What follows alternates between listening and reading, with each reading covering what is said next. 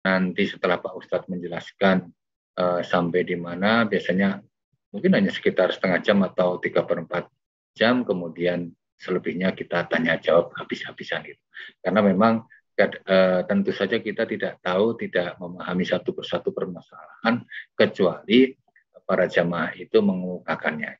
Dan ini adalah suatu hal yang baik karena pertanyaan-pertanyaan itu tentu saja juga kadang-kadang tidak diduga oleh jamaah yang lain, tidak diduga oleh teman-teman yang lain, dan juga mungkin tidak diduga oleh Bapak Ustadz begitu. Sehingga kita semuanya insya Allah kalau sering mengaji lama-lama menjadi pinter mudah-mudahan. Baik, saya kira pembukaan kami itu Pak Ustadz, silahkan Pak Ustadz memulai. Alhamdulillahirabbil alamin, nahmaduhu wa nasta'inuhu wa nastaghfiruh wa na'udzubillahi min syururi anfusina wa min sayyiati a'malina, may yahdihillahu fala mudhillalah wa may yudlil fala hadiyalah. Asyhadu an la ilaha illallah wahdahu la syarikalah wa asyhadu anna Muhammadan abduhu wa rasuluhul ladzi la nabiyya ba'da, amma ba'du. Bapak-bapak, ibu-ibu, jamaah pengajian online Muskaf 12 yang insya Allah semuanya diberkahi Allah Subhanahu wa Ta'ala. Pertama-tama, marilah kita panjatkan puji syukur alhamdulillah atas rahmat dan inayah Allah hingga pada malam ini kita masih diberikan usia, diberikan kesehatan, kesempatan, dan istiqomah untuk bersama-sama bersilaturahmi dalam program kajian yang pada kesempatan ini insya Allah kita akan sama-sama mendiskusikan tentang fikih sholat, tentang kaifiat sholat yang dicontohkan oleh Rasulullah Shallallahu Alaihi Wasallam. Karena pada dasarnya insya Allah Bapak Ibu sudah melaksanakan sholat dan sudah banyak juga ilmu yang diterima, yang dibaca, yang didengar terkait dengan masalah ini. Oleh karena itu, pada kesempatan ini mungkin lebih tepat kajian kita ini, lebih tepat kita berdiskusi, menggali dalil-dalil yang sahih. Apakah sholat kita sudah sesuai dengan dalil yang telah dicontohkan oleh Nabi atau belum. Pada pertemuan yang lalu, pembahasan kita tentang hukum membaca bismillah di dalam sholat. Yang kesimpulannya adalah bismillah di dalam sholat itu wajib dibaca apabila ada. Wabil khusus ketika membaca surat Al-Fatihah. Jadi sekali lagi, bismillahirrahmanirrahim di dalam sholat itu wajib dibaca apabila ada tertulis seperti di awal surat Al-Fatihah dan di awal surat-surat yang lain selain Al-Fatihah kecuali surat Al-Baro'ah. Hanya bedanya ada yang diberi nomor seperti di surat Al-Fatihah ada nomornya, nomor 1. Tapi kalau di surat-surat lain Bismillah itu tidak diberi nomor. Tapi dengan tidak diberi nomor surat tersebut bukan berarti bahwa bismillah bukan bagian dari Quran. Karena penomoran juga itu semua atas perintah dari Allah Subhanahu wa Ta'ala. Oleh karena itu, menurut dalil-dalil yang sahih dan sahih, bahwa bismillahirrahmanirrahim, baik yang diberi nomor seperti yang terdapat dalam surat Al-Fatihah, maupun yang tidak diberi nomor seperti yang terdapat dalam surat-surat lain, itu semua bagian dari Al-Quran. Hanya saja dalam membacanya, di kalangan para ulama ada dua pendapat, ada yang mensirkan, ini pendapat yang sharih. Di kalangan para ulama ada yang mensirkan, ada yang menjaharkan. Namun tentu berdasar hadis-hadis yang sudah kita pelajari, lebih tepat Bismillahirrahmanirrahim itu dijaharkan. Kenapa? Karena makmum pun harus mendengar bacaan Bismillahirrahmanirrahim. Nah, pembahasan sekarang, kita akan sama-sama membahas tentang hukum mengucapkan amin setelah membaca Al-Fatihah di dalam sholat. Hukum mengucapkan amin setelah membaca surat Al-Fatihah di dalam sholat. Ditampilkan slide-nya.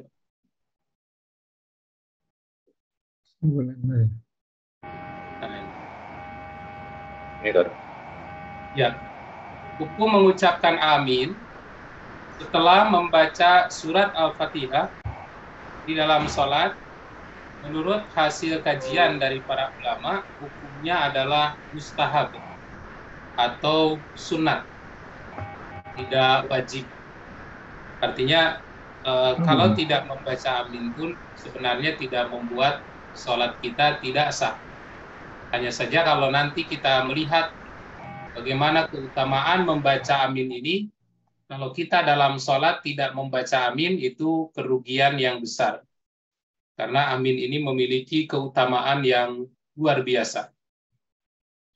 Hal ini seperti dikatakan oleh para ulama, yustahabbu, disunahkan liman qara al-fatihata, pada orang yang membaca surat al-fatihah, ayyaqula ba'daha, agar membaca setelah selesai surat al-fatihah, yaitu setelah waladhdallin,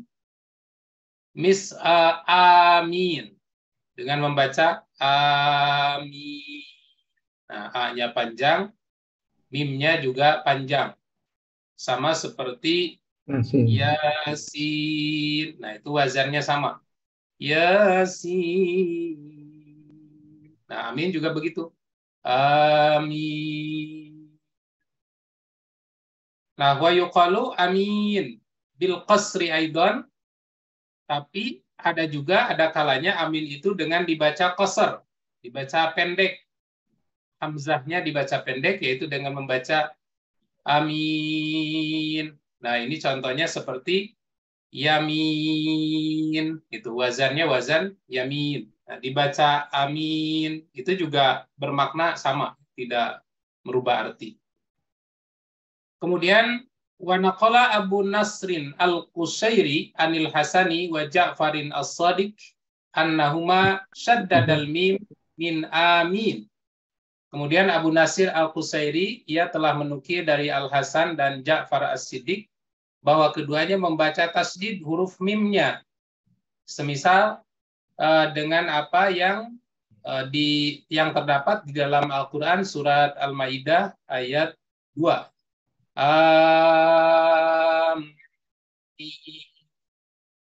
Nah, hanya saja di sini memiliki makna yang berbeda. Amin. Artinya dan jangan pula mengganggu orang-orang yang mengunjungi Aminal Baitul Haram, mengunjungi orang-orang yang datang ke Baitul Haram. Nah, kalau dari sisi pengertian, memang amin ini ketika dibaca dengan mad yang berbeda itu bisa memiliki makna yang lain. Kalau secara bahasa, misalnya ketika dibaca amin tanpa ada mad dua-duanya, hamzahnya tidak ada mad, mimnya tidak ada mad, amin, maka itu artinya menjadi aman. Kemudian secara bahasa kalau dibaca amin, A-nya pendek, mimnya panjang, amin, itu bisa berarti jujur. Kemudian kalau dibaca panjang hamzahnya, mimnya pendek, amin, maka itu artinya memohon perlindungan. Lindungilah aku, lindungilah. Kemudian kalau dibaca panjang mimnya dan dibaca panjang hamzahnya dan dibaca panjang mimnya, amin, itu berarti ya Allah, kabulkanlah doa-doa kami. Nah, hanya saja memang ada ulama yang mengqasar, bukan berarti merubah arti, tapi mengqasar dengan memendekkan hamzah dan memanjangkan mim. Kalau tujuannya untuk mengqasar, meringkas, maka tentu saja maknanya sama seperti dibaca amin. Nah, kemudian apa makna amin? Ya, silakan dipindahkan.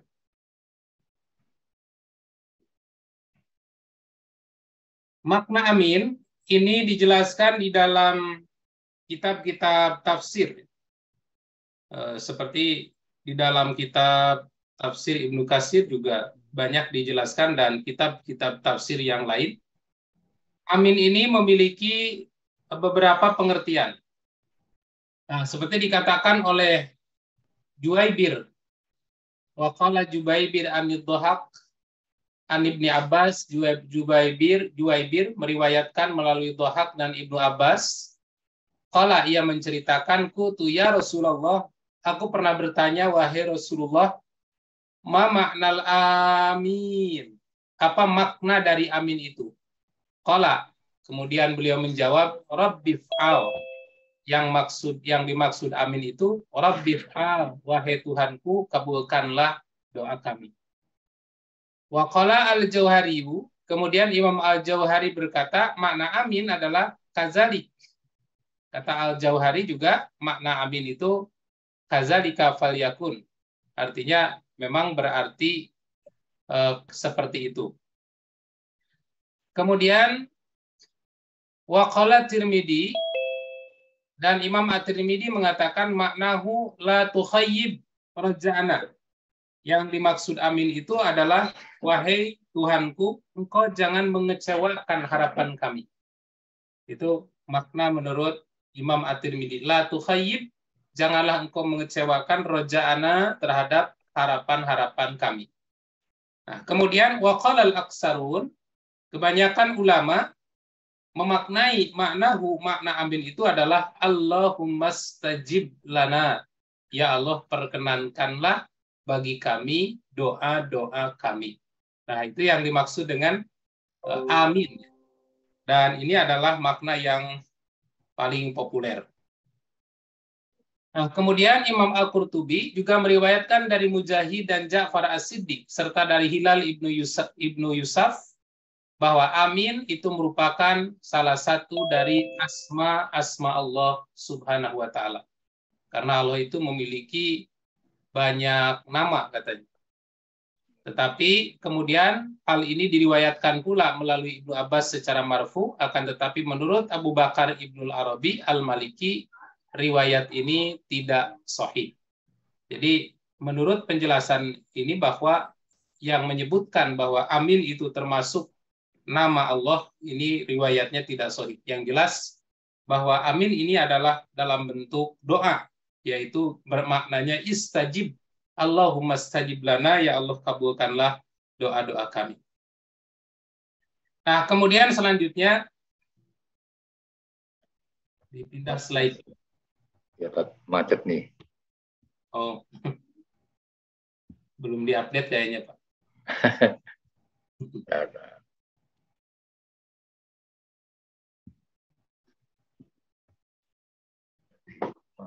Ini ada lungker-lungkernya nih. Ya, membaca amin. Ini lihat. Ya. Oke. Membaca amin disunahkan bagi setiap orang yang sholat setelah membaca surat Al-Fatihah. Jadi membaca amin itu disunahkan bagi setiap orang yang sholat setelah membaca surat Al-Fatihah, bukan setelah membaca surat-surat yang lain. Nah, yang pertama, pensyariatan bagi orang yang sholat berjamaah. Ini dalilnya cukup banyak. Jadi bagi orang yang sholat berjamaah juga disunahkan untuk membaca amin. Hadis pertama dari sahabat Abu Hurairah, Rasulullah Shallallahu Alaihi Wasallam bersabda, "Iza qalal imamu," nah ini jelas. "Iza qalal imamu," apabila imam membaca ghairil maghdubi alaihim waladdallin, faqulu, maka ucapkanlah oleh kalian amin. Ucapkanlah olehmu amin. Fa innal malaikata taqulu amin, karena para malaikat juga membaca amin. Jadi kalau kita sedang sholat di masjid, sholat berjamaah, itu jangan duga yang sholat hanya manusia, yang sholat hanya kita. Para malaikat juga ikut melaksanakan sholat berjamaah di masjid. Dan malaikat itu sholat berjamaahnya, sholatnya tepat waktu. Tidak tidak ditunda-tunda. Begitu di masjid diadakan sholat berjamaah, malaikat juga ikut sholat berjamaah. Nah, apabila imam membaca amin, ucapkanlah oleh makmum amin. Fa innal malaikata taqulu amin. Ketika malaikat, karena malaikat juga mengucapkan amin. Wa anal imama yaqulu amin, dan imam pun membaca amin. Maka faman wafaqa ta'minuhu ta'minal malaikat, barang siapa yang aminnya bersamaan dengan aminnya para malaikat, ghufira lahu ma taqaddama min danbi, maka dosa-dosanya akan diampuni. Nah, ini salah satu hadis yang menjelaskan tentang keutamaan membaca amin. Jadi ternyata bukan hanya berfaedah, memiliki keutamaan dapat mengabulkan doa-doa kita, tapi dengan membaca amin itu dapat menghapus dosa-dosa kita. Tetapi menurut hadis ini dengan catatan, apabila amin kita bersamaan dengan aminnya para malaikat. Nah, pertanyaannya, kapan malaikat mengucapkan amin? Bareng dengan imam. Ketika imam membaca amin, maka malaikat pun membaca amin. Kita juga sebagai makmum membaca amin. Karena ada sebagian orang yang berpendapat bahwa amin itu jangan bareng. Jadi ketika imam membaca waladhdallin, amin. Nah, setelah itu baru makmum amin. Nah, kalau dikembalikan kepada hadis ini, membaca amin seperti itu tidak tepat. Mestinya amin itu bareng dengan aminnya malaikat, sehingga dan malaikat bareng dengan amin imam, sehingga Nabi mengatakan nanti insya Allah dosa-dosanya akan dihapus. Kemudian yang kedua,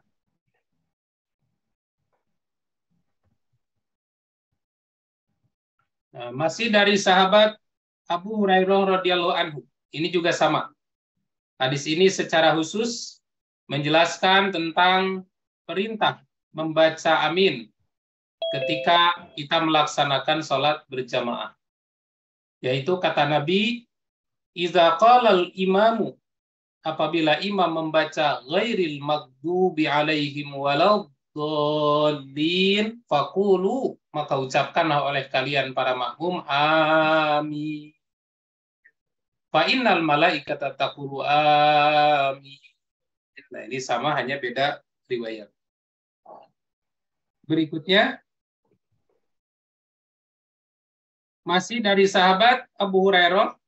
Nah, bahasanya dengan menggunakan kata-kata iza ammana, bukan iza qal imam, tapi di sini menggunakan kata-kata iza ammana, apabila imam, iza ammana, apabila mengucapkan amin, siapa? Al-imamu, imam sholat berjamaah.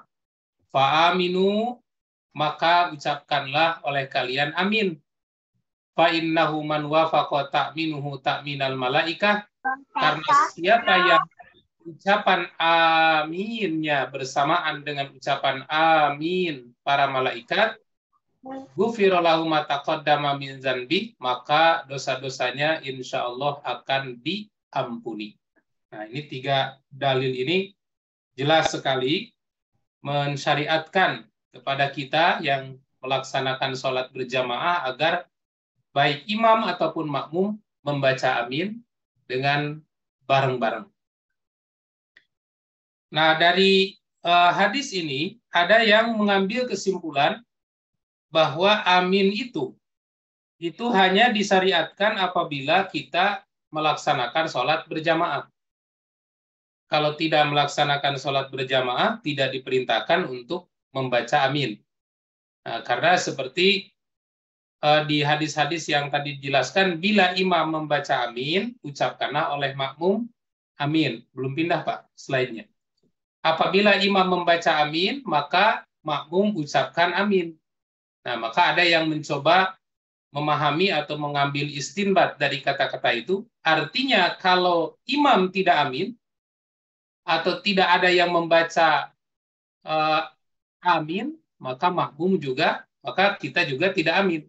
Nah, artinya kalau sholat sendirian, tidak ada syariat untuk membaca amin. Nah, bagaimana? Salah satu pemikiran fikihnya adalah karena hadis-hadis yang memerintahkan untuk membaca amin itu diawali dengan kata-kata iza qalal imam.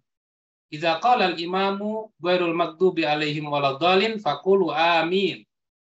Bila imam membaca ghairil maghdubi alaihim waladhdallin, sambutlah oleh kamu dengan membaca amin. Kemudian bagaimana dengan imamnya? Iza ammanal imamu, bila imam membaca amin fa aminu, maka ucapkanlah oleh kamu para makmum amin. Nah, dari hadis itu ada yang mencoba memahami bahwa amin ini hanya disyariatkan dalam sholat berjamaah. Kalau dalam sholat munfarid tidak disyariatkan. Nah, tapi ini nanti kita bahas setelah selesai ini. Ternyata dalam sholat munfarid pun pada dasarnya disyariatkan untuk membaca amin. Nah, pindah dulu slide-nya.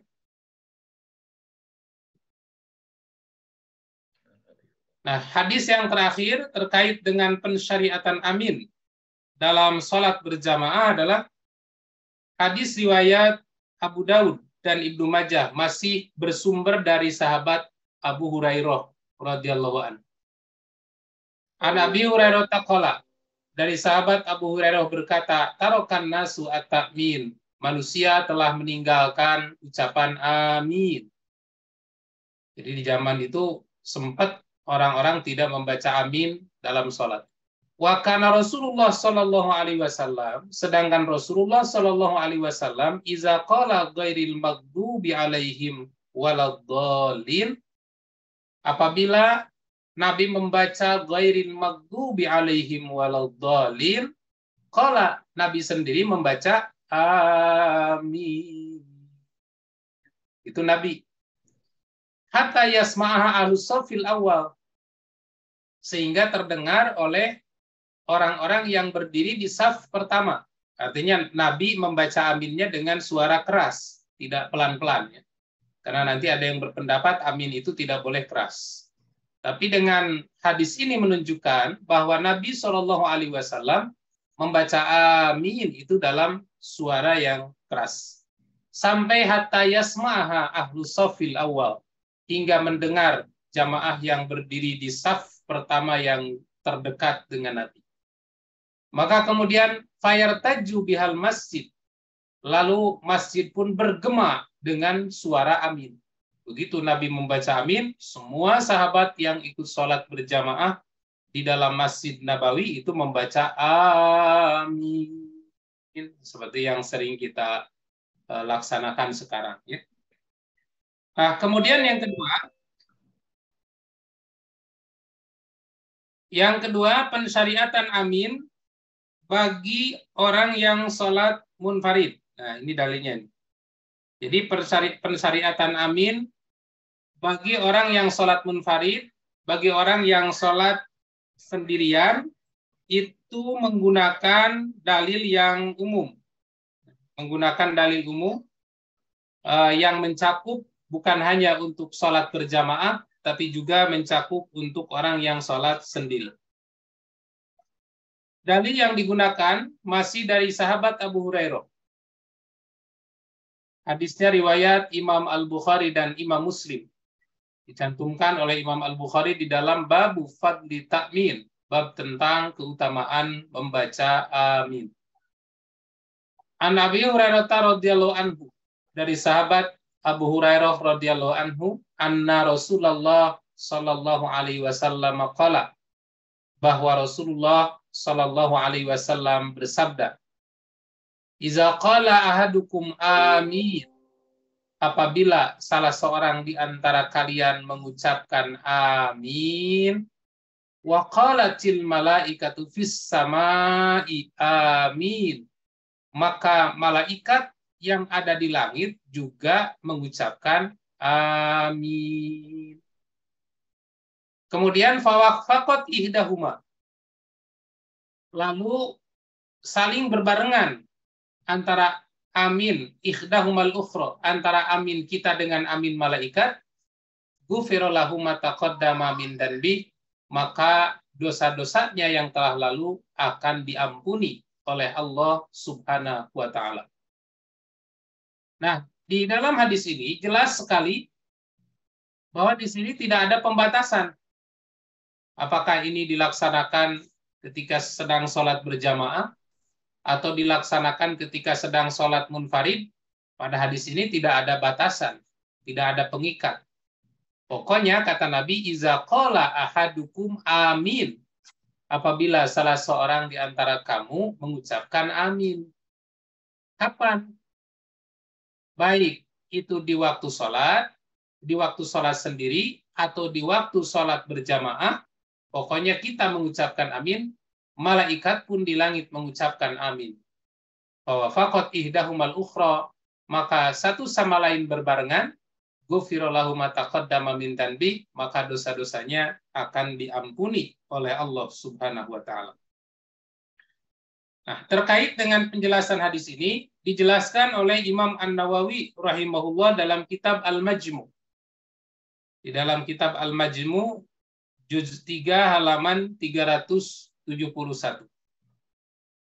Imam Nawawi mengatakan at-ta'minu, membaca amin itu sunnatun, hukumnya sunnah.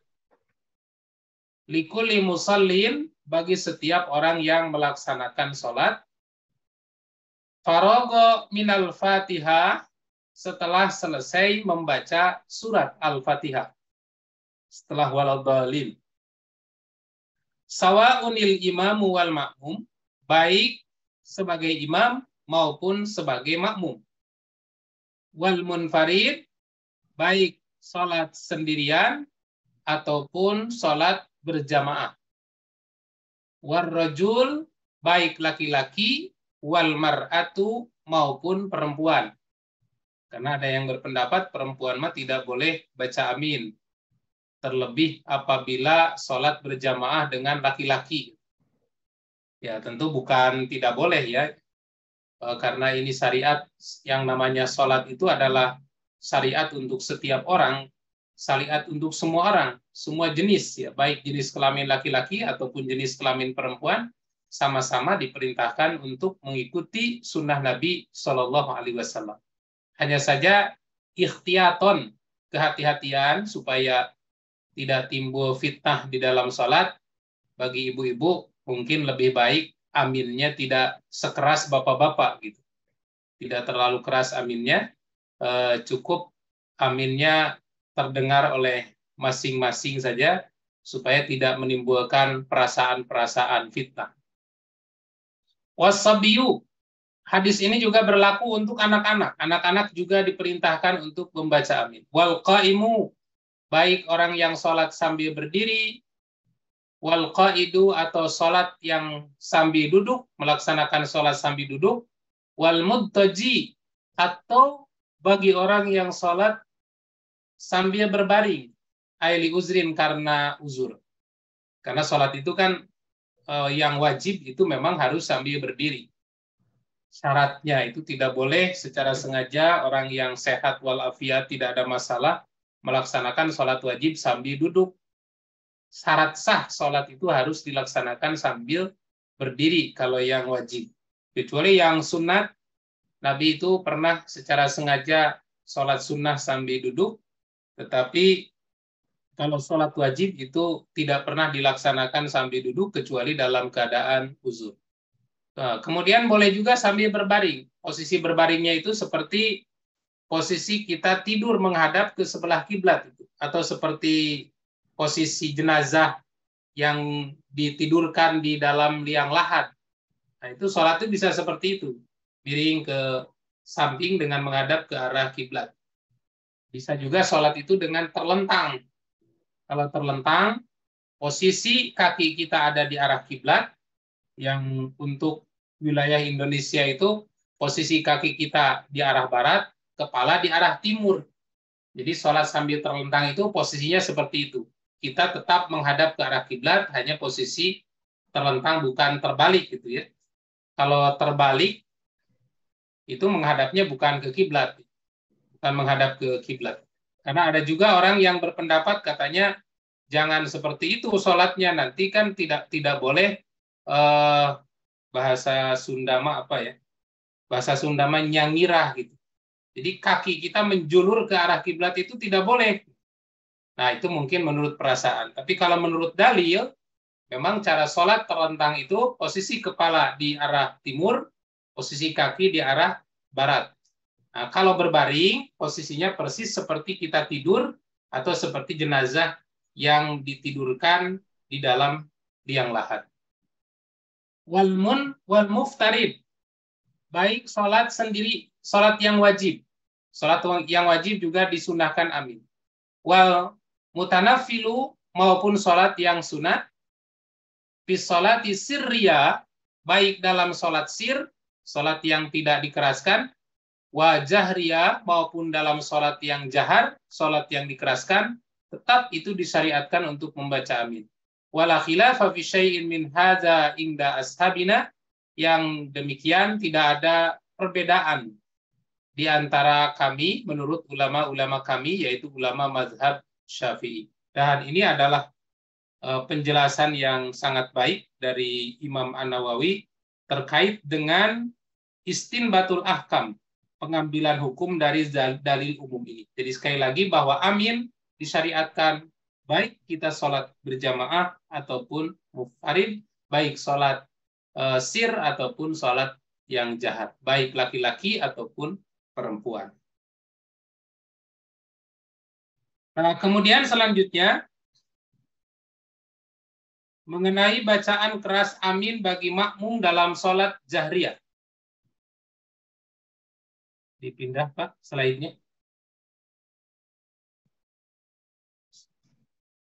Pak Agus, Pak Heri, dipindahkan slide-nya.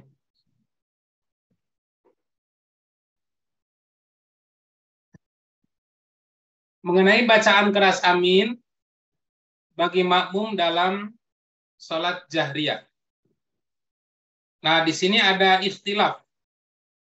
Ada ikhtilaful ulama. Di sini saya bacakan perbedaan pendapat di kalangan para ulama terkait dengan mengeraskan suara amin dalam sholat jahriyah. Wa qad ikhtalafa ashabuna, para sahabat-sahabat kami telah berikhtilaf fil jahri bita'min, terkait dengan mengeraskan amin, lil makmum, bagi makmum, fil jahriyah, dalam sholat yang jahar. Wa hasilul khilaf, dan kesimpulannya, annal imama in nasya, sesungguhnya imam apabila lupa membaca amin, jaharul makmum bihi, maka makmum harus menjaharkan suara amin qaulan wahidan, dengan satu orang saja. Jadi satu orang mengeraskan bacaan aminnya. Kemudian wa in amanal imamu jahron, apabila imam itu amanal imam, apabila imam membaca amin dengan keras, fal jadid, menurut qaul jadid. Qaul jadid itu qaul Imam Asy-Syafi'i ketika di Mesir, ya.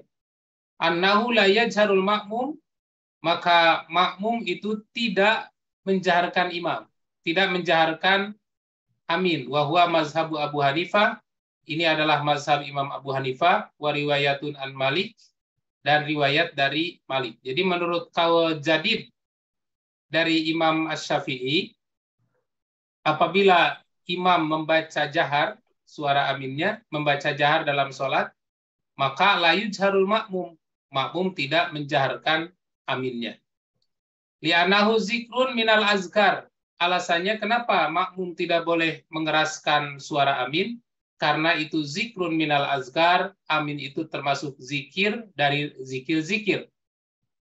Fala yajharu bihi kasairil azkaris shalah, oleh karena itu tidak boleh mengeraskan amin seperti tidak bolehnya mengeraskan zikir-zikir di dalam sholat. Ketika kita zikir dalam sholat, kan Robbi firli, warhamni, wajiburni, wahdini, warzukni, itu suaranya pelan. Saat membaca tahiyat, suaranya pelan. Saat membaca tasbih dalam ruku dan sujud, suaranya pelan. Saat membaca doa iftitah, suaranya pelan.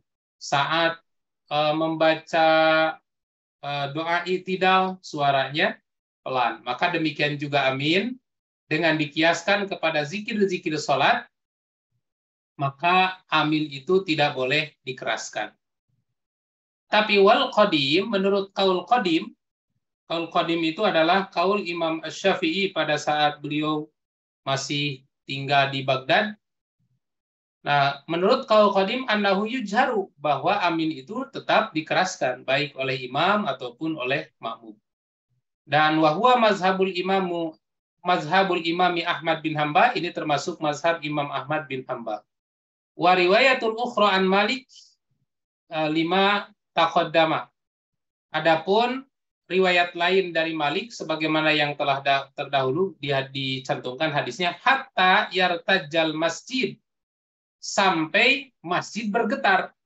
Nah, dengan riwayat ini maka terbantahkan itu pendapat yang mengatakan bahwa amin tidak boleh dikeraskan karena termasuk zikir dalam sholat, dengan hadis yang tadi yang ditampilkan, Nabi itu membaca amin sampai makmum pun membaca amin hingga masjid bergetar.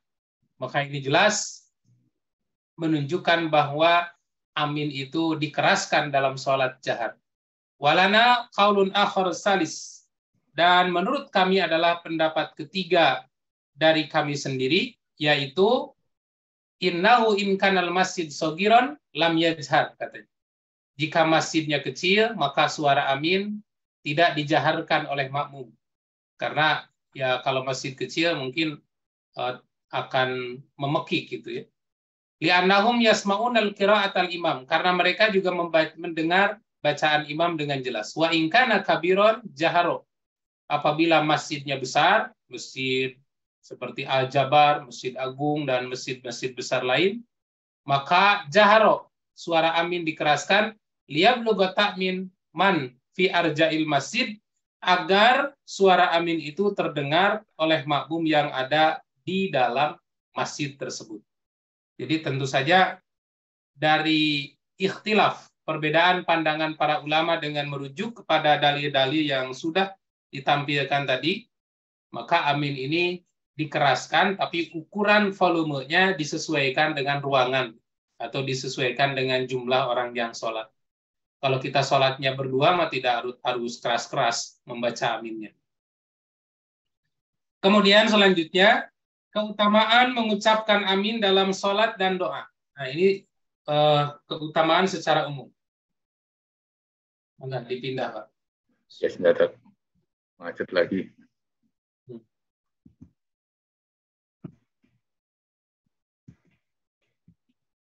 Laptop saya sempat seperti itu dulu, Pak. Tapi setelah diupdate, alhamdulillah lancar lagi.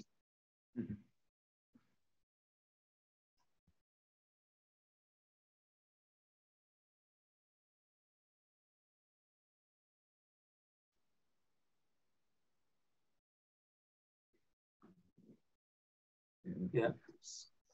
Nah, ini keutamaan mengucapkan amin dalam sholat dan doa.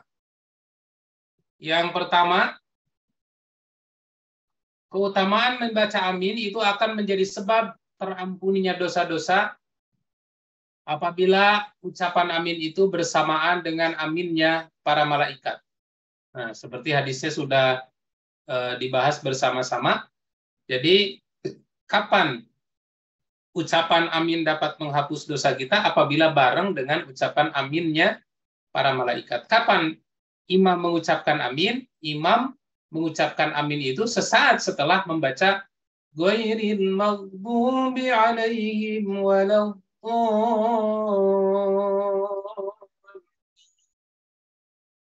Nah, biasanya imam langsung amin. Nah, makmum jangan sampai ketinggalan. Siap-siap begitu sampai lin bareng amin. Nah, malaikat di langit juga membaca amin. Maka keutamaannya insya Allah dosa-dosa kita pada saat itu diampuni oleh Allah Subhanahu wa Ta'ala. Nah, kemudian yang kedua, keutamaan membaca amin dapat menjadi penyebab terkabulnya doa-doa kita. Seperti yang dijelaskan oleh Rasulullah Shallallahu Alaihi Wasallam dalam sabda beliau, Inna Rasulullah Shallallahu Alaihi Wasallam khotobana, bahwa sesungguhnya Rasulullah Shallallahu Alaihi Wasallam menyampaikan khutbah kepada kami. Fabayyana lana sunnatana wa 'allamna salatana. Kemudian Nabi Shallallahu Alaihi Wasallam menjelaskan sunnah-sunnahnya kepada kami dan mengajarkan bagaimana cara kami sholat. Waqala, kemudian Nabi Shallallahu Alaihi Wasallam bersabda, "Idza shallaitum, apabila kalian melaksanakan sholat, faaqimu sufufakum, maka luruskanlah saf atau barisan kalian."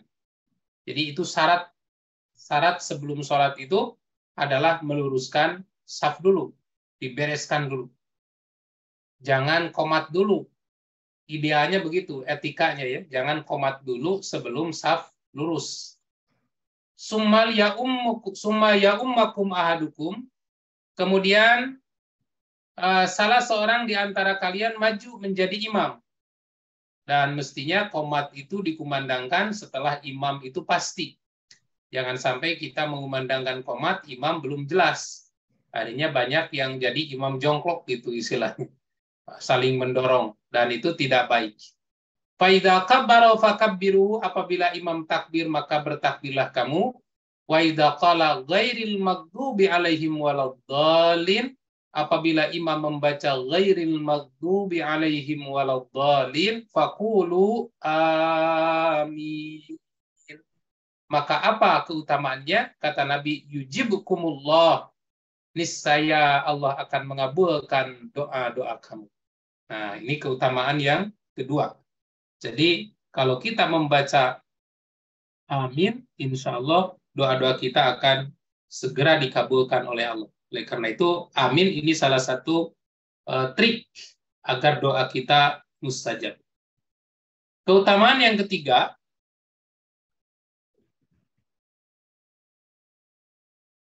keutamaan membaca amin itu Yahudi iri dengan adanya takmin pada kaum muslimin. Kenapa? Karena amin ini memang hanya diberikan oleh Allah kepada umat Islam. Dan tentu saja Yahudi karena tidak mau mengikuti ajaran Islam, maka dia tidak mendapatkan berkah dari ucapan amin ini. Hal ini diriwayatkan oleh Imam Ahmad di dalam musnadnya dari Aisyah radhiyallahu anha bahwa Rasulullah Shallallahu Alaihi Wasallam menceritakan tentang orang Yahudi. Kemudian Nabi bersabda, innahum la yahsuduna ala syai'in kama yahsuduna alal jum'ati allati hadanallahu laha wa dhallu anha. Kata Nabi, sesungguhnya orang-orang Yahudi, mereka tidak iri dengki terhadap kita atas suatu hal sebagaimana kedengkian mereka terhadap kita karena sholat Jumat yang telah Allah tunjukkan kepada kita, tapi mereka sesat darinya. Nah, kalau menurut penjelasan dari banyak hadis dan riwayat, ternyata sholat Jumat atau Jumat sebagai ibadah hari raya mingguan itu sebenarnya pada asalnya diperintahkan oleh Allah kepada bangsa Yahudi, pada kaum Bani Israel. Hanya saja mereka ingkar. Mereka ingkar, tidak mau melaksanakan sholat di hari Jumat, lalu kemudian mereka memindahkan waktu ibadahnya ke hari Sabtu. Nah, setelah itu, kemudian hari Jumat ini dihadiahkan oleh Allah Subhanahu wa Ta'ala kepada umat Islam. Dan ternyata ini membuat iri orang-orang Yahudi. Kemudian yang kedua, orang Yahudi itu iri wa 'alal qiblatil lati hadanallahu laha wa dhallu anha. Orang Yahudi juga hasud, iri dengki dengan arah kiblat yang telah Allah tunjukkan kepada kita, sementara mereka ingkar, tersesat mengingkari arah kiblat.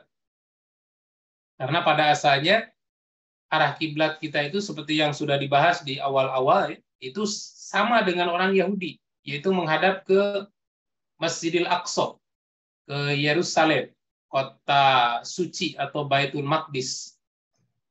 Dengan harapan apa? Dengan harapan mudah-mudahan dengan dipindahkan arah, dengan disamakan arah kiblat itu, orang Yahudi itu hatinya tergugah, hatinya terbuka bahwa ternyata ajaran yang dibawa oleh Nabi Muhammad SAW itu memiliki kesamaan kiblat dengan ajaran yang dibawa oleh nabi-nabi sebelumnya yang pada saat itu dianut oleh orang-orang Yahudi.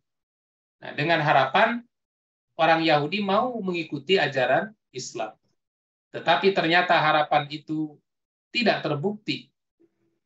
Dengan disamakan arah kiblat, orang Yahudi bukan malah ikut terhadap ajaran yang dibawa oleh Nabi Muhammad SAW, tetapi malah sombong. Dan dia mengatakan, wah, umat Islam itu tidak punya kiblat. Umat Islam tidak punya kiblat sendiri. Kiblatnya ikut-ikutan ke kita, katanya. Maka kalau begitu, ajaran kita lah yang benar, bukan ajaran yang dibawa oleh Nabi Muhammad. Nah, akhirnya oleh Allah dipindahkan arah kiblatnya menghadap ke arah Masjidil Haram. Dan ketika umat Islam diberi kiblat yang berbeda, khusus, yaitu ke arah Masjidil Haram tidak lagi sama dengan orang Yahudi, ini telah membuat mereka hasud, iri dengki. Kemudian yang ketiga, yang membuat iri bangsa Yahudi, wa'ala qaulina khalfal imami amin. Dan mereka iri dengan ucapan kita membaca amin di belakang imam. Nah, karena apa? Karena keutamaannya, ternyata amin ini dapat menghapus dosa dan mengabulkan doa-doa kita. Selanjutnya ada tambahan. Bahwa yang membuat orang Yahudi iri bukan hanya terhadap ucapan amin, tapi juga termasuk kepada ucapan salam. Nah, ini versi riwayat Imam Ibnu Majah, terdapat dalam tafsir Ibnu Katsir juz 1 halaman 32.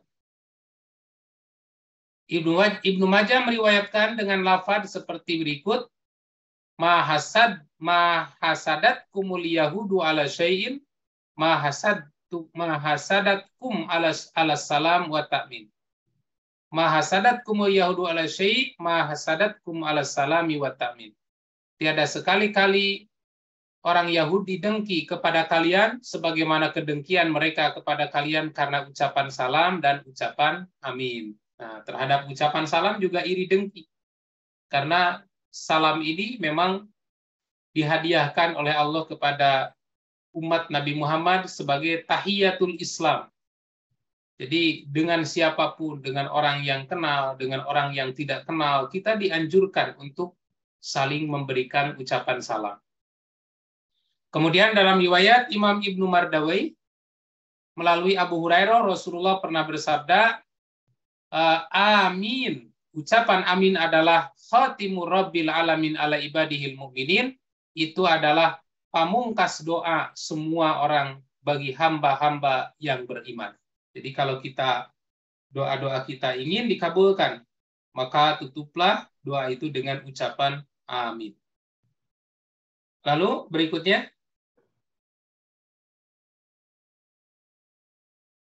ucapan amin ternyata ini sudah disyariatkan kepada umat sebelum kita. Seperti dijelaskan dalam beberapa riwayat, ucapan ini juga pernah diucapkan oleh Nabi Harun alaihissalam ketika mengaminkan doa Nabi Musa alaihissalam. Ini juga saya temukan dalam tafsir Ibnu Katsir juz 1 halaman 32. Hadisnya bersumber dari Anas bin Malik. Rasulullah Shallallahu Alaihi Wasallam pernah bersabda, "Utitu amin bis sholat." Aku diberi ucapan amin di dalam sholat. Wa inda doa, dan ketika berdoa. Jadi ucapan amin itu disyariatkan di waktu sholat dan di waktu kita sedang berdoa, baik doa di dalam sholat ataupun doa di luar sholat. Lam yu'ta ahadun qabli illa ayyakuna Musa. Kata Nabi, doa amin ini tidak seorang pun sebelumku yang diberi amin selain Nabi Musa alaihissalam. Nabi Musa dan Nabi Muhammad sallallahu alaihi wasallam. Karena Musa yad'u, yang pada saat itu Nabi Musa berdoa, wa Haruna yu'aminu, dan kemudian Nabi Harun mengaminkan doa Nabi Musa. Maka oleh karena itu kata Nabi, "Fakhtimud du'a bi amin."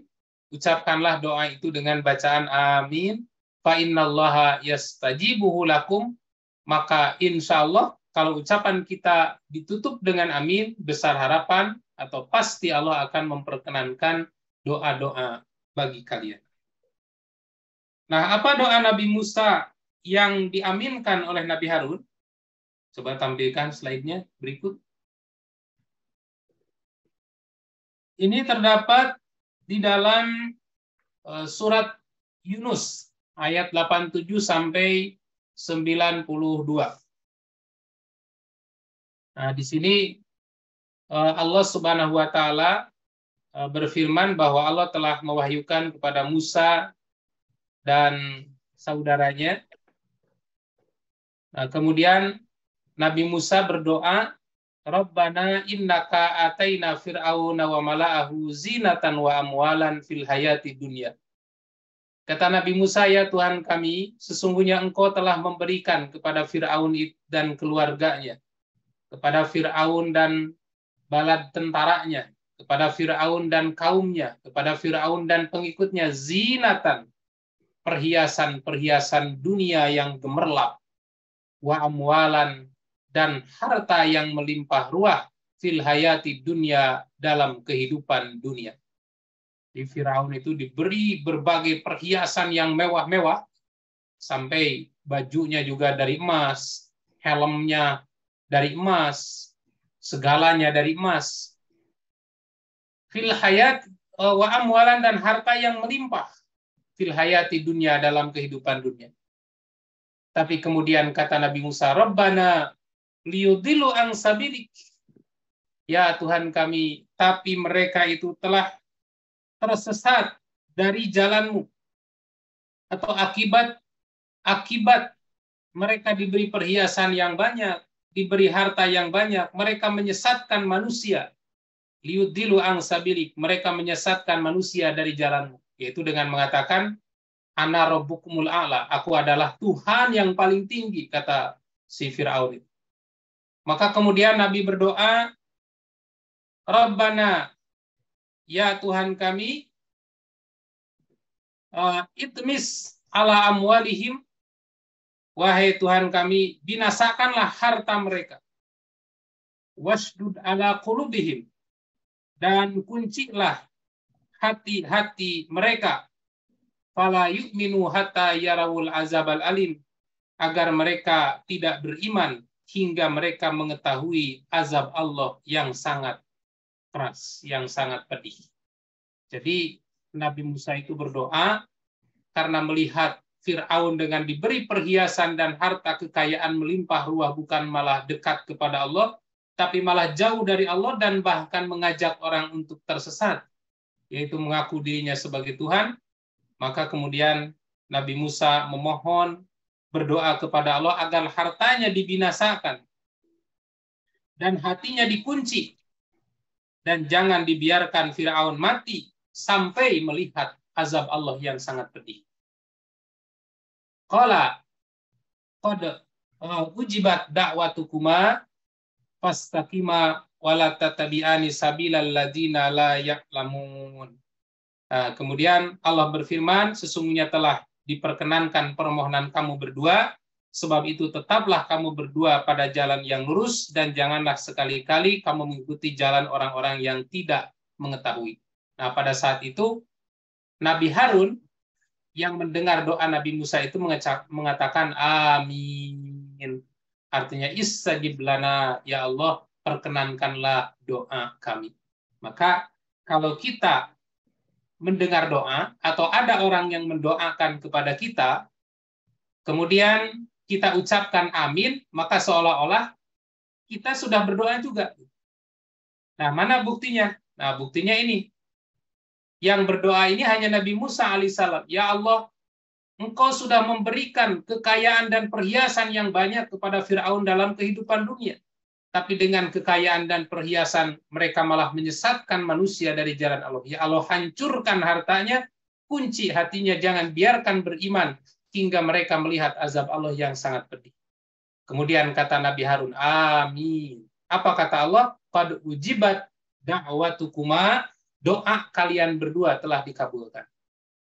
Nah, kenapa di sini kata-katanya kalian berdua? Padahal yang berdoa itu hanya Nabi Musa. Ternyata Nabi Harun pun dinilai berdoa karena Nabi Harun mengucapkan amin. Maka kalau kita mendengar doa, sambut dengan amin. Ketika kita mendengar doa, kita nyambut dengan amin, maka seolah-olah kita yang sedang berdoa. Gitu. Kemudian terakhir, perumpamaan orang yang tidak membaca amin. Perumpamaan orang yang tidak membaca amin di dalam doa.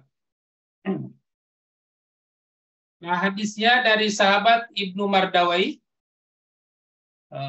dengan sanadnya nih ya. Kita baca langsung saja ke matan hadis.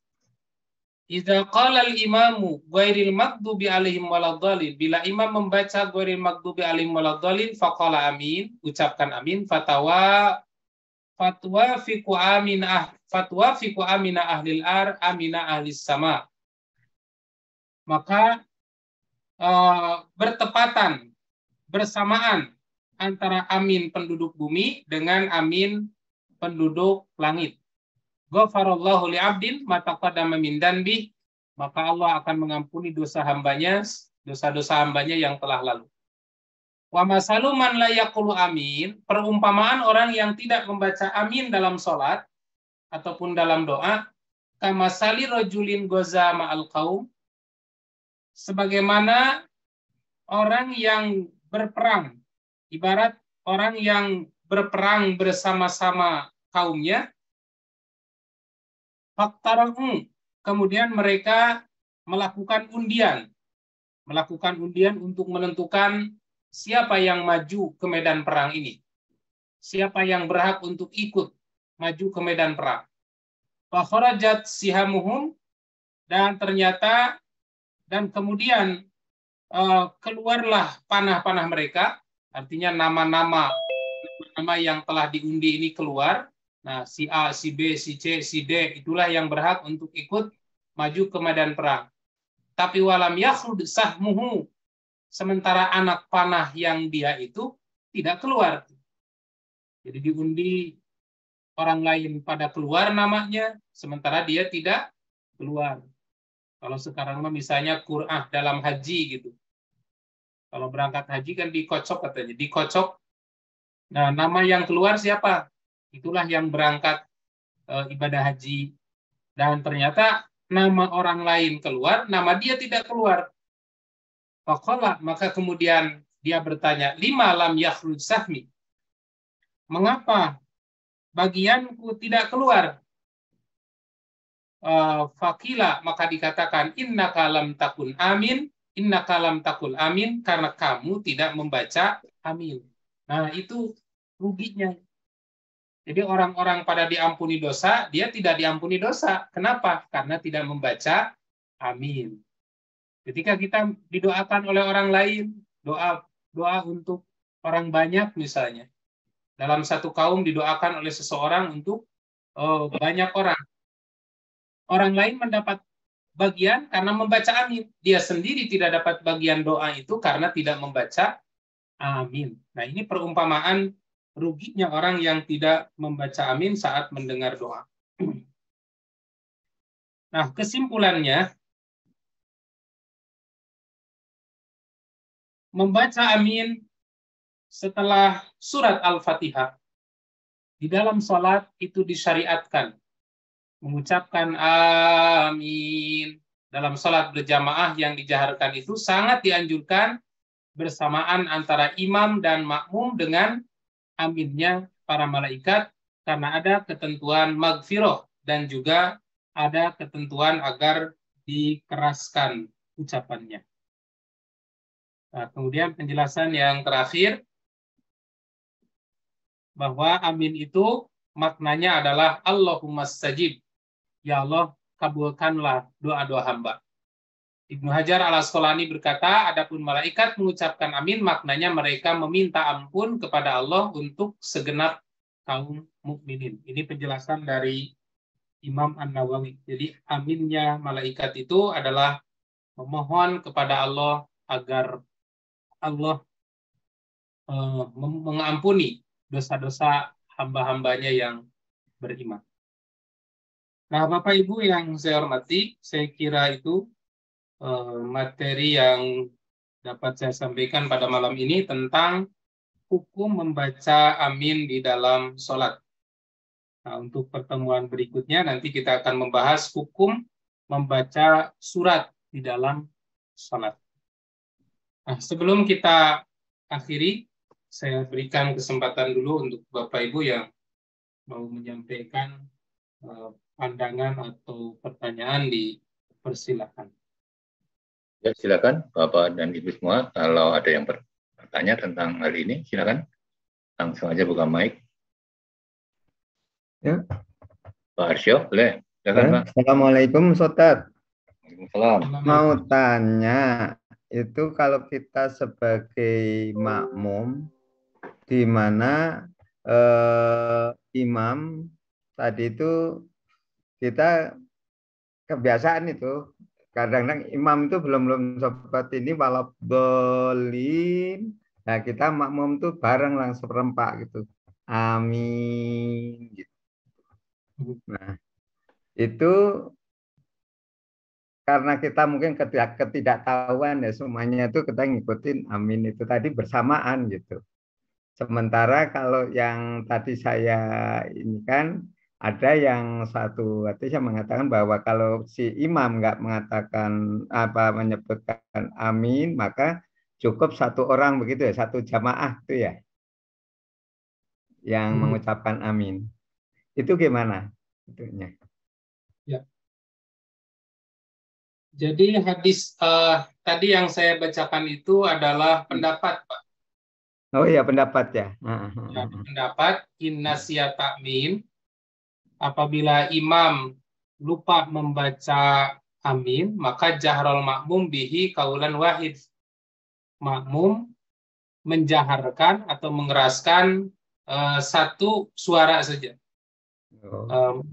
Satu orang saja makmum menjaharkan. Nah, tapi ini hanya pendapat saja, hanya pendapat. Nah, artinya memang ketika imam lupa membaca amin, mestinya makmum juga semua tetap membaca amin, karena ketentuannya bahwa amin ini disyariatkan yang pokok adalah bareng dengan aminnya malaikat. Baik imam itu membaca ataupun tidak membaca. Mungkin imam karena tidak tahu waladhdallin, tidak baca amin mungkin. Nah, seperti saya dulu waktu masih kecil, kalau ngimaman itu kesimpulan pikiran saya berdasarkan pikiran kewajiban amin itu hanya makmum. Jadi ketika jadi imam tidak baca amin. Nah, ternyata kalau merujuk kepada hadis, ucapan amin itu sama, baik imam ataupun makmum sama-sama membaca amin. Jadi kalaupun imam tidak baca amin, karena pendapatnya begitu misalnya, kita sebagai makmum tetap membaca amin dengan suara yang jahar, begitu. Karena targetnya amin itu bareng dengan amin malaikat. Kapan bareng dengan amin malaikat? Sesaat setelah imam membaca ghairil maghdubi alaihim waladhdallin. Begitu, Pak. Ya. Oke, terima kasih. Kalau imam tidak membaca amin itu berarti seperti apa, Pak? Apakah menjadi sholatnya nggak sah atau bagaimana, Pak? Ya, kembali kepada kedudukan hukum, bahwa amin ini bukan merupakan bagian dari rukun sholat, itu hanya afdoliyah, hanya keutamaannya saja. Nah, hanya saja kalau imam tidak membaca amin, ya sayang sekali keutamaan yang tadi itu terlewatkan.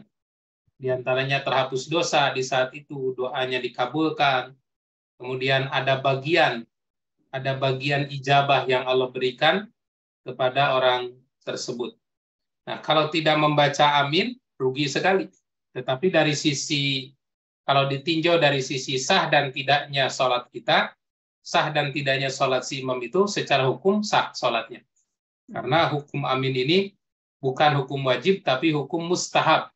Itu hukumnya disunahkan karena memiliki banyak keutamaan. Dan sebenarnya ini bukan hanya di dalam sholat, tapi dalam doa-doa yang lain. Kenapa dalam sholat membaca amin? Karena memang di dalam surat Al-Fatihah itu terkandung doa di situ. Yaitu pada ayat ihdinas siratal mustaqim siratal ladzina an'amta alaihim ghairil maghdubi alaihim waladdallin. Ya Allah, tunjukkan kami ke jalan-Mu yang lurus, yaitu bukan jalan yang dibenci, siratal ladzina an'amta alaihim, yaitu jalan orang-orang yang telah Engkau beri nikmat kepada mereka, jalan para nabi, para syuhada, para solihin, para siddiqin. Ghairil maghdubi alaihim waladdallin, bukan jalan orang yang dibenci, juga bukan jalan orang yang tersesat. Itu kan dalam bentuk doa di ujung, di bagian akhir dari surat Al-Fatihah itu. Maka setelah selesai berdoa, kita ucapkan amin. Dan itu satu keistimewaan yang Allah berikan kepada Nabi Muhammad dan umat-umatnya. Gitu. Kalau di Masjidil Haram, imam kayaknya tidak bareng ya sama makmumnya, karena aminnya itu amin begitu, jadi dipotong sepertinya gitu. Kalau jamaahnya kan panjang, amin gitu, karena banyak sekali gitu kan, jadi panjang. Sementara imamnya kan seperti motong gitu, amin gitu. Itu gimana, Dad? Padahal tadi kan disunahkan untuk bareng antara imam dan jamaahnya gitu, serta malaikat kan itu. Ya, mungkin mereka mengambil pendapat qasr itu tadi. Jadi ada pendapat qasr. Qasr itu dengan cara memendekkan hamzah dan memanjangkan mim, amin. Lalu kemudian makmum amin. Ya. Nah, namun pada dasarnya, walaupun tidak wafaqo, walaupun tidak bersesuaian dengan aminnya imam, yang penting wafaqo takminal malaikat, bersesuaian, bertepatan dengan aminnya malaikat. Jadi ketika selesai imam membaca ghairil maghdubi alaihim waladdallin, nah, jangan terlambat, segeralah kita ucapkan amin. Nah, mungkin saya kurang memperhatikan, mungkin kalau setaranya bareng gitu. Mungkin kalau startnya bareng membaca amin, dari A-nya bareng mungkin. Cuman makmum dengan bacaan yang normal, amin. Si imam bacanya qasr, amin. Nah, kalau startnya bareng, tetap mendapatkan keutamaan dari hadis ini. Man wafaqa ta'minuhu ta'minal malaikat ghufira lahu ma taqaddama min dambi. Itu, Pak. Baik, jemaah yang lain mungkin ada yang mau bertanya lagi, silakan. Tentang Sedikit, Pak Heri. Oh, Pak Ali nih, mari silakan Pak. Sedikit, Ustaz. Ya, Yang kadang terjadi juga di masjid-masjid itu, jemaah ini mendahului imam aminnya. Nah, Imam masih medol, belum linnya, udah amin. Lin. Berarti tidak dapat keutamaan bersama malaikat dong, bahkan salah berarti. Iya, Demikian, Ustaz. kalau belum selesai membaca surat Al-Fatihah baru waladdallin. Udah amin belum selesai, itu tidak bareng dengan malaikat. Iya, makanya. Hilang nanti keutamaan membaca aminnya hilang. Kenapa? Karena di saat imam membaca surat Al-Fatihah, kewajiban kita bukan membaca amin.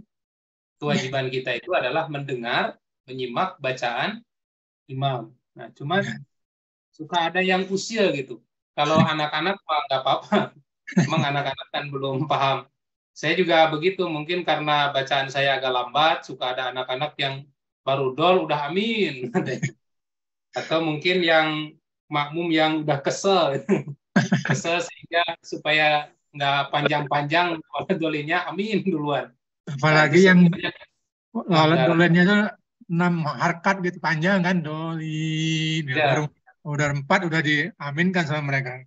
ya, ya itu karena tidak paham, Mbak. Ya, Jadi ya.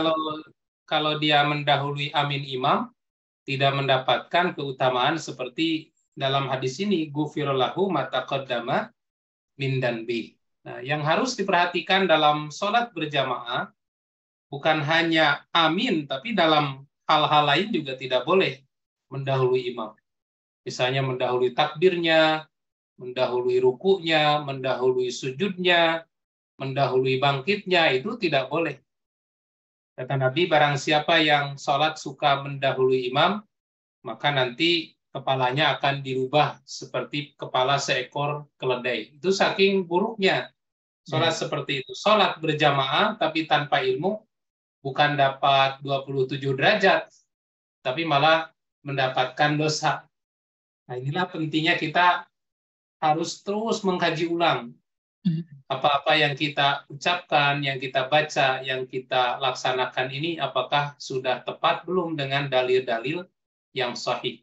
Karena sholat ini kan diperintahkan kita itu shollu kama ra'aitumuni usolli. Sholatlah seperti hanya melihat aku sholat, kata Nabi. Dari semua gerakannya, dari bacaannya, bagaimana kaifiat mengaminkan doa itu harus sama seperti sholat Nabi.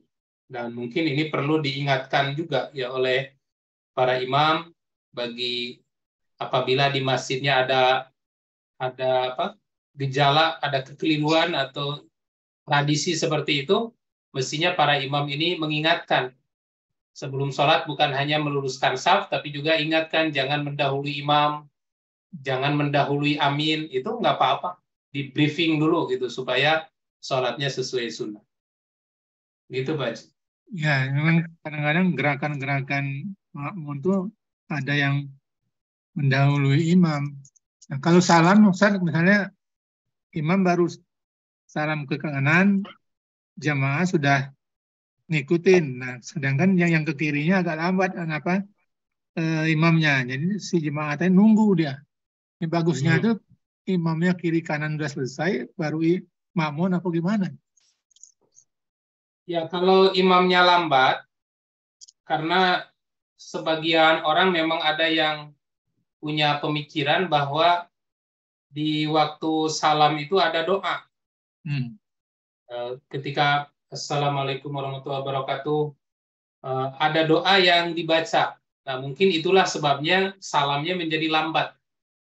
Padahal sebenarnya kalau kembali kepada hadis-hadis yang sahih, Nabi SAW tidak mengajarkan doa apapun pada saat memberi ucapan salam ke kanan dan ke kiri, kecuali ucapan Assalamualaikum. Assalamualaikum warahmatullahi wabarakatuh. Assalamualaikum warahmatullahi wabarakatuh. Jadi posisinya tidak ada jeda. Tidak ada jeda. Assalamualaikum warahmatullahi wabarakatuh. Assalamualaikum warahmatullahi wabarakatuh. Kanan, kiri. Kalau posisinya normal, tidak ada tambahan bacaan, insya Allah terkejar oleh makmum. Begitu imam memberi salam ke kanan, Assalamualaikum warahmatullahi wabarakatuh, makmum juga ikut Assalamualaikum warahmatullahi wabarakatuh. Saat ke kiri, Assalamualaikum warahmatullahi wabarakatuh, makmum juga ikut. Nah, cuman mensiasatinya apabila kita bermakmum kepada imam yang lambat, maka ikhtiyaton, kehati-hatiannya adalah biarkan dulu imam itu selesai ke kanan dan ke kiri. Assalamualaikum warahmatullahi wabarakatuh. Assalamualaikum warahmatullahi wabarakatuh. Nah, baru kita memberi salam ke kanan dan ke kiri. Itu tertibnya ya, supaya tidak mendahului salamnya imam. Ya, syukran, Ustaz. Ya, sama-sama. Ya. Silakan yang lain, masih ada pertanyaan? Boleh? Kalau ada nggak yang lain nggak ada? Silakan Pak Arsyo. Ya, Ustaz, kaitannya dengan salam. Pada saat akhir sholat itu bacaan Assalamualaikumnya itu harus dua-duanya kanan kiri atau cukup satu? Hukumnya gimana? Ya, kalau menurut hadis, nanti juga akan kita bahas itu di kaifiat tahiyat dan kaifiat salam. Ucapan salam itu ke kanan dan ke kiri, tidak hanya ke kanan saja. Assalamualaikum warahmatullahi wabarakatuh. Memang bacaannya bisa Assalamualaikum warahmatullah, bisa Assalamualaikum warahmatullahi wabarakatuh. Tapi tentu kalau ada dalilnya, maka yang panjang itulah yang utama. Yang paling utama adalah yang panjang. Assalamualaikum warahmatullahi wabarakatuh.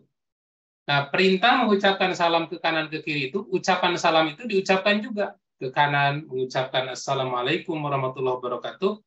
Ke kiri juga kita mengucapkan Assalamualaikum warahmatullahi wabarakatuh. Bukan hanya melirik saja gitu, Pak. Bukan hanya melirik saja.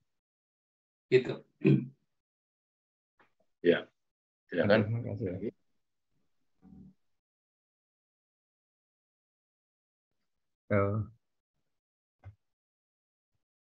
Maka yang lainnya ada? Kalau ini, kalau misalnya sholat 4 rakaat Isya gitu, itu kadangkala imam ketika habis duduk, ulangi, pada saat rakaat pertama menjelang kedua, ketika dari sujud kemudian berdiri, sementara jamaah kan itu masih gerakannya kan masih ada yang masih sujud, ada yang sedang menuju berdiri gitu. Sementara imam itu sudah membaca Al-Fatihah, itu gimana? Nah, ini ketidakfahaman imam itu barangkali.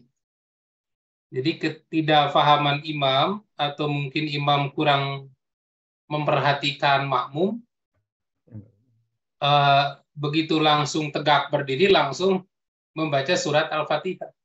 Nah, sebenarnya ini akan mengurangi nilai dari sholat itu. Karena kewajiban membaca Al-Fatihah, baik imam dan makmum itu di saat sudah berdiri tegak. Sudah berdiri tegak. Setelah berdiri tegak, maka mulailah membaca surat Al-Fatihah. Pada saat bangkit dari sujud ke berdiri, itu tidak ada bacaan apa-apa kecuali takbir. Allahu Akbar. Nah, setelah tegak, qiyam lil qiraah, baru kita mulai membaca. Nah, ini berlaku baik untuk imam ataupun untuk makmum. Imam sebagai qori, makmumnya sebagai mustami. Nah, si mustami ini harus sudah tegak dulu. Nah, oleh karena itu, kalau kita mengimami sholat, mestinya melihat jamaah. Ini ada yang sepuh-sepuh nggak? Gitu. Nah, biasanya ya, kalau saya biasa suka melirik dengan ujung mata sedikit, udah berdiri belum Bapak yang di belakang? Karena yang sepuh-sepuh itu biasanya di depan. Nah, ada yang satu istirahat dulu kan, ada yang memang tidak kuat cepat berdirinya. Nah, di sini perlu bijaknya seorang imam, karena Al-Fatihah itu adalah rukun daripada sholat itu. Jadi ini sedikit mengurangi nilai sholatnya apabila si makmum belum tegak berdiri, kemudian imam sudah memulai membaca surat Al-Fatihah. Ini mah imamnya yang harus ditegur, Pak. Gitu. Kalau makmum kan memang kondisinya tidak sama. Gitu. Oh iya, satu lagi tentang basmalah. Seandainya membaca surat yang panjang sehingga belum selesai, misalnya apa ya? Ya, anggaplah Al-Muzammil itu sampai biasanya kan orang memotong ketika ayat yang terakhir itu kan panjang gitu ya. Nah, dipotong sebelum surat terakhir, terus langsung ruku, sujud dan seterusnya, terus berdiri. Ketika Al-Fatihah, setelah Al-Fatihah itu mau melanjutkan itu pakai basmalah lagi nggak? Bismillah itu bagian dari surat Al-Quran. Nah, itu yang harus dipahami dulu. Bahwa Bismillahirrahmanirrahim itu adalah bagian dari surat Al-Quran. Nah, kalau Bismillahirrahmanirrahim bagian dari surat Al-Quran, maka kewajiban membaca Bismillah itu kalau ada tertulis. Seperti yang ditulis oleh Nabi di awal-awal surat. Ketika kita memulai membaca surat, yang dimulai dari ayat pertama, dan surat itu dimulai dengan Bismillahirrahmanirrahim, wajib dibaca. Karena Bismillahirrahmanirrahim itu bagian dari ayat Al-Quran, dari surat Al-Quran. Kecuali ketika membaca surat Baro'ah. Surat Baro'ah itu tidak ada bismillah, langsung saja Baro'atu minallahi wa rasulih. Nah, itu tidak ada kewajiban untuk membaca bismillah. Dan sebenarnya bukan hanya berlaku untuk surat Baro'ah, termasuk juga ketika kita membaca surat di pertengahan. Karena di dalam Al-Quran, di pertengahan itu nggak ada bismillah, ketika kita melanjutkan membaca surat itu di rakaat kedua dan seterusnya, tidak harus memulai dengan bismillah, tapi langsung saja dengan membaca surat tersebut. Nah, memang ada yang berpendapat bahwa membaca bismillah ini sunat. Nah, tapi pendapat itu sebenarnya tidak bersumber kepada dalil, kecuali dengan menggunakan dalil umum, yaitu kullu amrin dibalin la yubda'u fihi bi bismillahirrahmanirrahim fahuwa aqta, katanya. Setiap perkara yang bernilai baik yang tidak dimulai dengan bismillah, maka perkara itu aqta, putus atau kurang sempurna. Nah, maka supaya sempurna, mulailah segala sesuatu dengan bismillahirrahmanirrahim.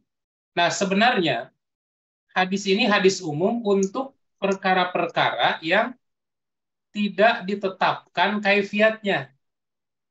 Misalnya perkara yang tidak ditetapkan kaifiatnya itu kalau Bapak mau pergi olahraga misalnya. Apa bacaan mau olahraga? Kan nggak ada. Nggak ada doa mau olahraga, tidak ada. Nah, supaya apa yang kita lakukan, berolahraga, main sepeda, fitness, senam, ada nilai baiknya, ada nilai pahalanya, maka mulailah dengan ucapan Bismillahirrahmanirrahim. Kalau Bapak mau bersih-bersih di rumah, mau cuci piring, mau cuci baju, supaya itu bernilai ibadah, ada kebaikannya, menjadi sempurna, maka mulailah dengan Bismillahirrahmanirrahim. Jadi hadis itu sebenarnya peruntukannya untuk pekerjaan-pekerjaan yang tidak diajarkan bagaimana kaifiatnya. Nah, adapun di dalam sholat, itu semua udah ada contoh. Maka wanti-wanti dari Nabi itu, Sallu kama ra'aitumuni usalli, sholatlah kamu sebagaimana kamu melihat aku sholat. Jadi Nabi tidak mencontohkan untuk melanjutkan bacaan surat dalam sholat dengan membaca bismillah, kecuali di awal-awal surat. Begitu. Kalau pertengahan baca di apa namanya, pasca waladhdallin amin, kemudian dia tidak memulai di awal surat, itu juga tidak perlu basmalah. Tidak perlu. Kalau memulainya langsung di pertengahan, langsung saja membaca membaca ayat tersebut, tidak dimulai dengan bismillah. Tidak juga ta'awud juga enggak? Ta'awud juga cukup di rakaat pertama. Jadi ta'awud itu ketika selesai membaca doa iftitah, A'udzu billahis samiil alim minasyaitonir rajim min hamzihi wa nafthihi wa nafsihi, atau yang pendek A'udzu billahi minasyaitonir rajim. Kemudian membaca surat Al-Fatihah Bismillahirrahmanirrahim sampai selesai. Kita memulai dengan surat dari awal, baca bismillah. Kalau langsung memotong di pertengahan, seperti misalnya yang paling banyak dibacakan itu surat Al-Baqarah, 2 ayat terakhir ya, amana rusulu bima unzila ilaihi mir rabbihi wal mu'minun. Nah, itu langsung saja tidak dimulai dengan membaca bismillah. Atau Al-Hasr gitu ya. Ya, gitu. Baik. Tonton, barangkali masih ada yang mau bertanya, silakan. Tanya Pak Ustadz. Kembali silakan. Ya. Kalau sholat duha dan sholat tahajud itu kan ada yang 2, 4, 6 rakaat dan selanjutnya ya Ustadz. Nah, di saat kita baca doa iftitah, di rakaat pertama aja, dan kemudian untuk berikut-berikutnya itu tidak usah langsung ke Al-Fatihah aja gitu. Bagaimana Ustadz? Demikian, terima kasih Ustadz. Doa iftitah itu artinya doa permulaan, doa pembuka dari sholat tersebut. Nah, doa iftitah itu dibaca setiap kita memulai sholat, baik memulai dari awal atau memulai lanjutan gitu. Nah, seperti dalam sholat duha, Ibu memilih kalau sholat duha sebenarnya pilihannya 2, 4, 6, 8. Kalau kita merujuk kepada hadis yang sahih, ketika kita mengambil 2, 4, atau 5, atau 8, itu sebenarnya satu kali salam, tidak dipisah dengan tahiyat. Memang ada yang punya pendapat dipisah dengan tahiyat. Jadi yusallimu baina kulli rakaatain, mengucapkan salam di setiap 2 rakaat. Tapi kalau kita kaji kedudukan hadisnya itu ada kelemahan di situ. Maka sebenarnya kalau kita melaksanakan sholat duha dan mengambil jumlah tertentu, misalnya 2 rakaat atau 4 rakaat atau 6 rakaat atau 8 rakaat, itu dilaksanakan dengan satu kali salam. Kecuali sholat tahajud. Kalau sholat tahajud memang ada beberapa formulasi yang pernah dicontohkan oleh Nabi Shallallahu Alaihi Wasallam. Namun yang paling utama dalam sholat tahajud itu dengan rokaatain, 2 rakaat. Itu yang paling sering dilaksanakan oleh Nabi. Rokaatain sampai finish batas akhirnya 11 rakaat. Nah, apakah setiap memulai setiap 2 rakaat itu, di awal 2 rakaat itu kita membaca doa iftitah? Semua membaca doa iftitah. Jadi setelah kita 2 rakaat, Assalamualaikum warahmatullahi wabarakatuh, Assalamualaikum warahmatullahi wabarakatuh, kita naik ke rakaat ketiga, 2 rakaat kedua misalnya kan, ini 2 rakaat pertama udah selesai, kita nambah lagi 2 rakaat kedua, itu takbiratul ihram lagi, baca doa iftitah lagi. Kemudian surat Al-Fatihah dan surat lain. Selesai 2 rakaat, kita naik ke rakaat ke-5, ke-5, ke-6 dengan mengambil formulasi 2 rakaat lagi. Maka di situ baca iftitah lagi. Jadi kesimpulannya doa iftitah itu dibaca setelah takbiratul ihram. Ya. Baik takbiratul ihram pertama, takbiratul ihram kedua, dan seterusnya. Begitu. Syukran Ustaz. Ya, sama-sama. Barangkali masih ada tambahan pertanyaan. Masih boleh Pak. Silakan Pak. Terima kasih atas kesempatan masih diberikan.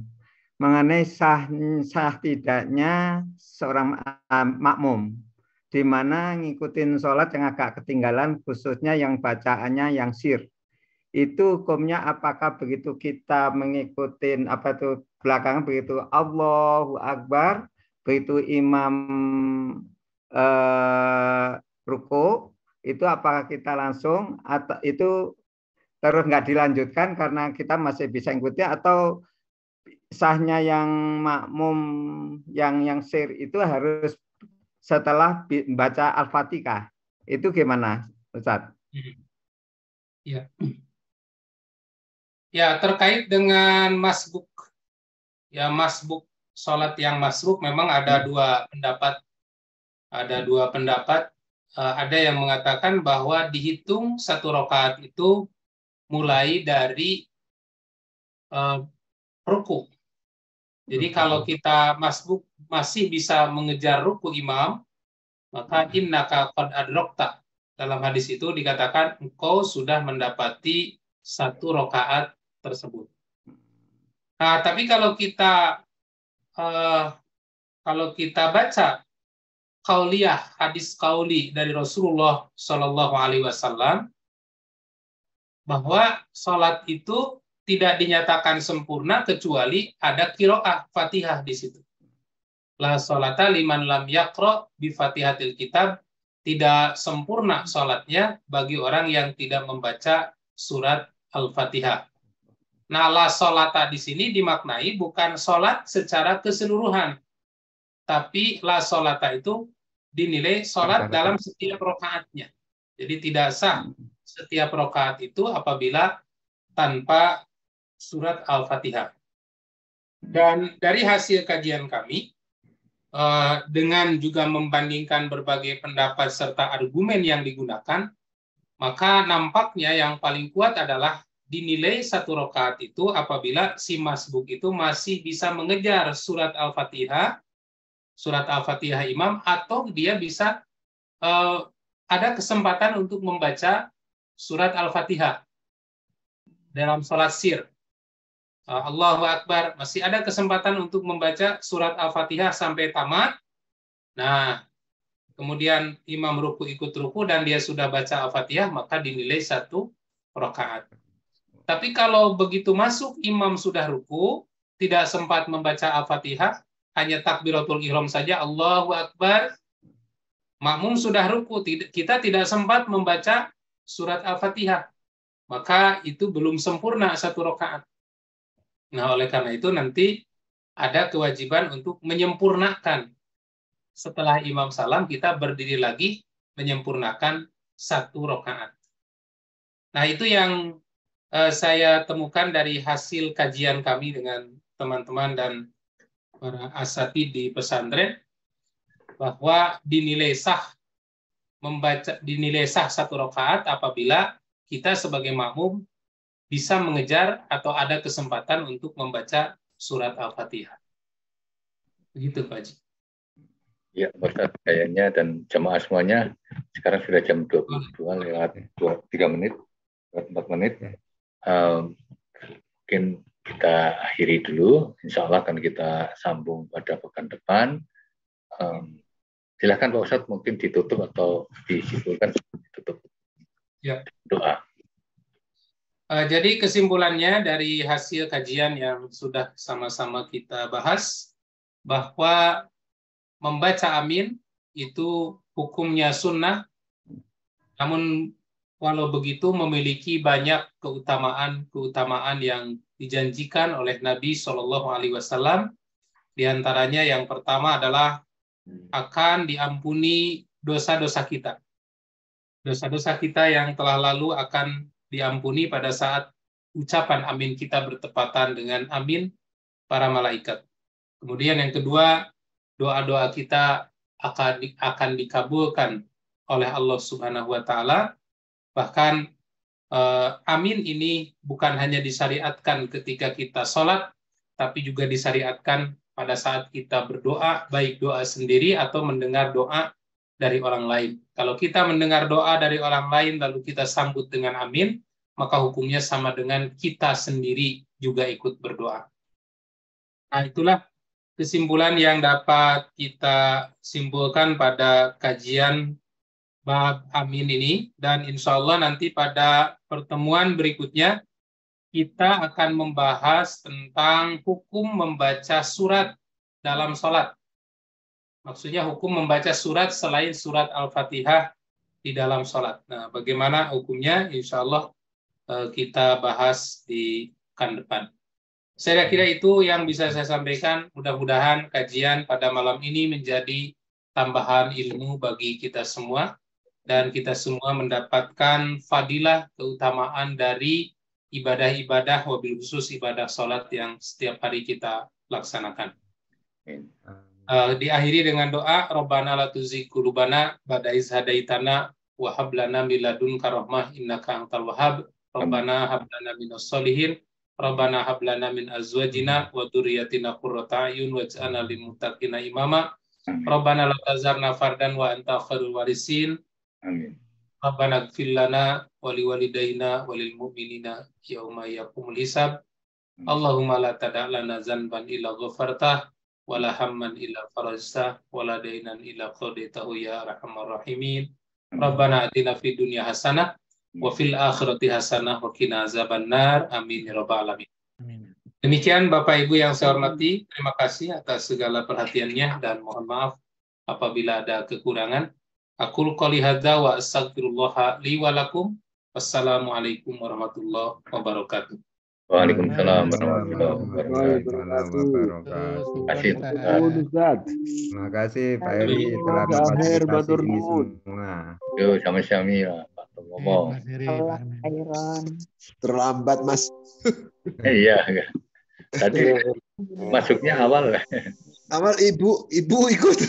Oh, nanti saya panggil-panggil apa namanya? Enggak nyaut. Iya, matur nuwun. Yo, sama-sama, Mas. Makasih. Kasih Pak Aher. Yo, ya, makasih Bu Ozi. Yuk, Kang, please. Atur nuhun Pak Aher. Oh iya, Pak Rahmat, terima kasih juga kehadirannya. Tetap mundur ya Pak Heri ya. Oke, makasih Om. Waalaikumsalam.